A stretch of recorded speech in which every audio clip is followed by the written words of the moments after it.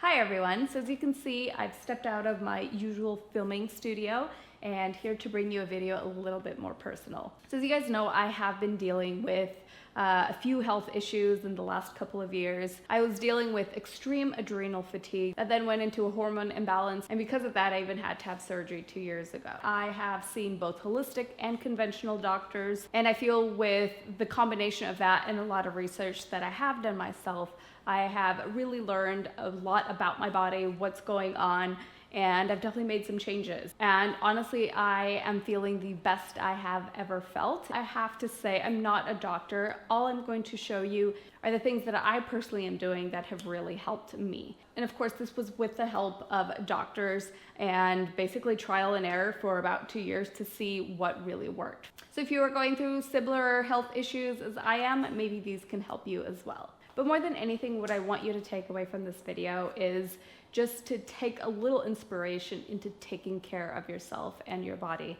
One thing that I've definitely learned from this whole experience is really to just listen to my body. I do want to invite you to just open up your mind a little bit to maybe at least include one of these tips into your life, even if it's just a 5-minute a day change. And I promise you that sometimes with one positive change, it definitely encourages other positive changes. And so today I'm going to be talking about the things that I have done and changed to help with my emotional well-being, my overall physical health, and my emotional health as well. So first of all, I'm going to start off with your physical well-being. And that, of course, is what you put into your body, such as food and supplements, and of course, movement and exercise. I knew that what I was eating was not right for my body. So after speaking to a holistic nutritionist, I ended up changing my diet to adding protein to absolutely every single meal that I ate. So at first, breakfast, that was really hard for me because I was used to having like a bagel or, just like a piece of bread and some coffee. So I switched to having more like hard-boiled eggs and adding spinach, and trying to add vegetables to every meal too is absolutely essential. But once you do it once or even 2 days in a row and you start to feel just more energized and fuller and just feeling better within, you definitely get excited to do that again the next day. I also cut out gluten from my diet, which I have been tested. I am not celiac, but I have like 2 of the 3 components you need to be celiac. So what that means is that if I abuse gluten, I could become gluten intolerant at one point. And obviously that sounds really scary to me, and I rather just cut back now. So main key is really adding protein and vegetables to every dinner. So just constantly having spinach and arugula and like easy vegetables. That's what I've realized has made it easier for me, is having vegetables that I can basically throw in everything. I will eat more of them. If it's something that you need to chop up and saute, I'm probably only going to have that for dinner and not going to take the time to make it for breakfast. So just having green leafy vegetables in your fridge at all times is crucial, I think. The other thing is supplements, and this I've obviously toyed around a lot with. I have taken other things that, maybe didn't balance well with other things I was taking.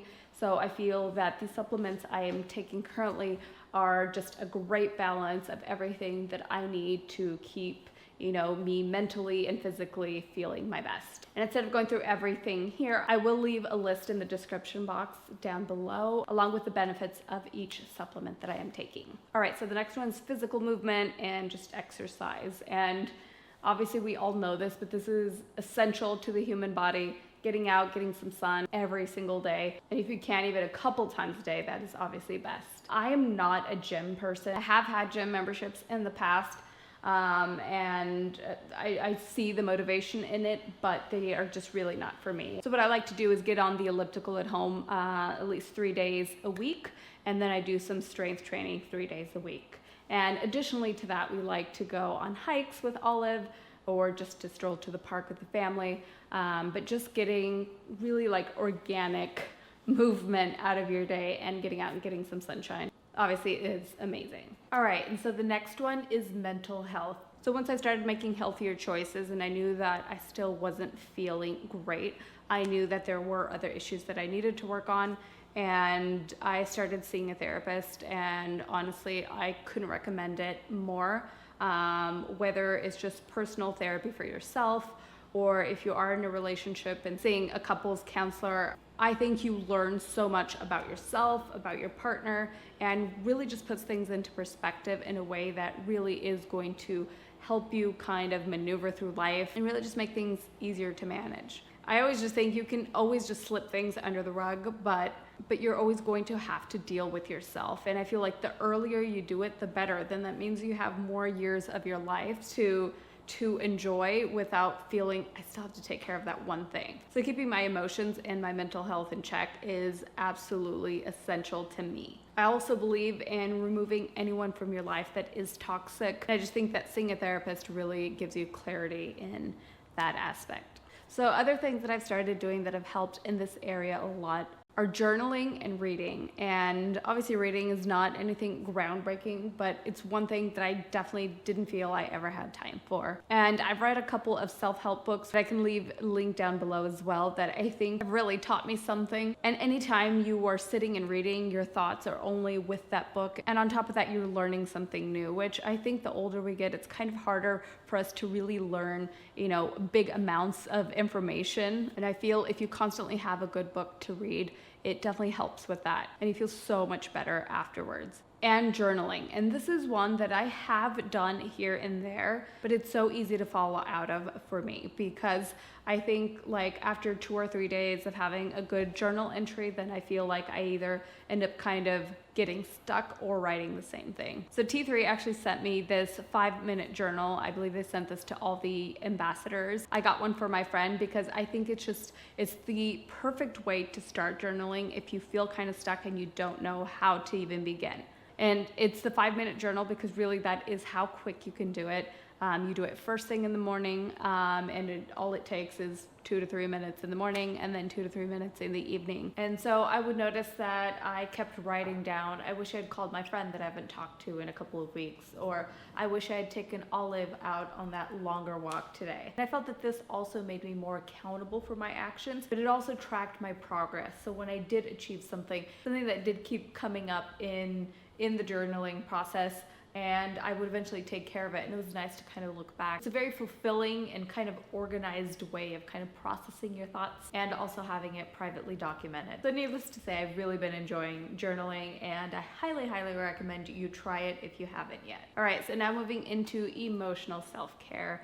And I think this one is the funnest one, and that's why I have saved it for last. Really just have fun. Like what fills your soul? Like what really just on the inside makes you happy. For me, it's definitely family and travel and Olive and good conversations and trying an amazing wine and seeing new places.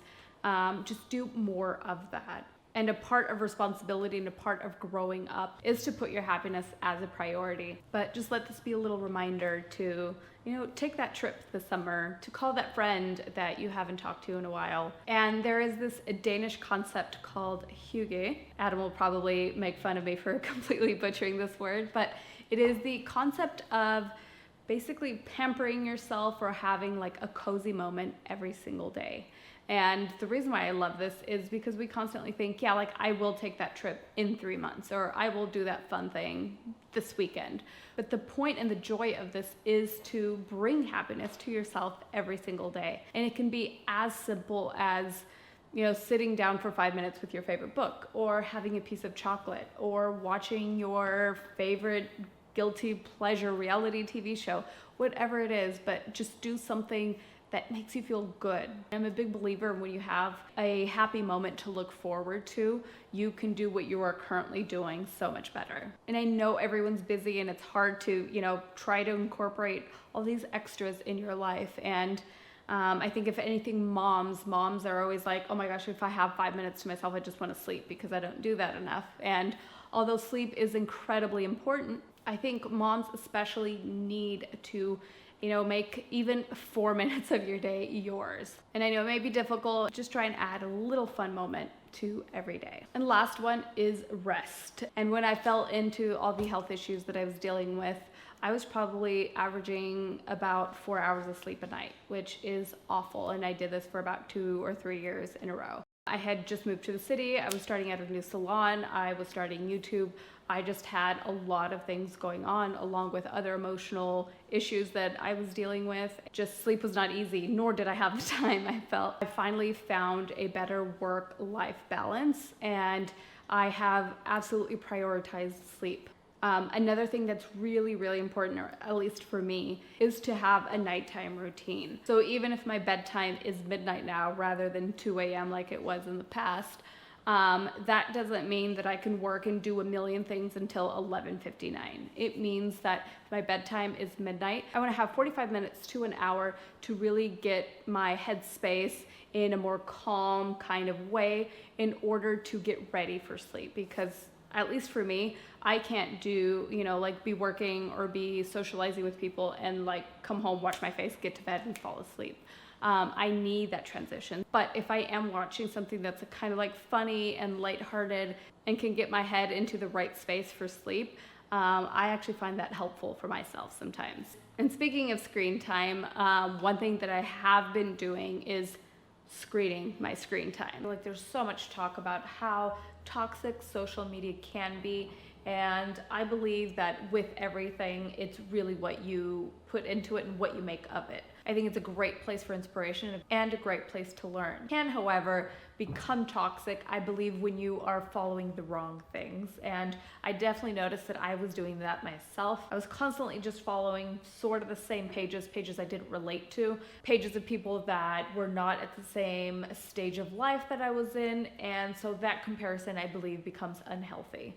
And instead, I've switched to following more people that I truly find inspiring, people that are authentic and genuine, and following things that I love, not just people, whether it's a hashtag for positive quotes or home decor and interiors, which is another passion of mine. And a page I absolutely love following on Instagram is Sivan. I think she's one of the most genuine people on Instagram, and her baby's absolutely adorable, and her home decor taste is outstanding, so she's a great one to follow. I hope that this video has inspired you to really prioritizing what is absolutely essential to life, which is our health.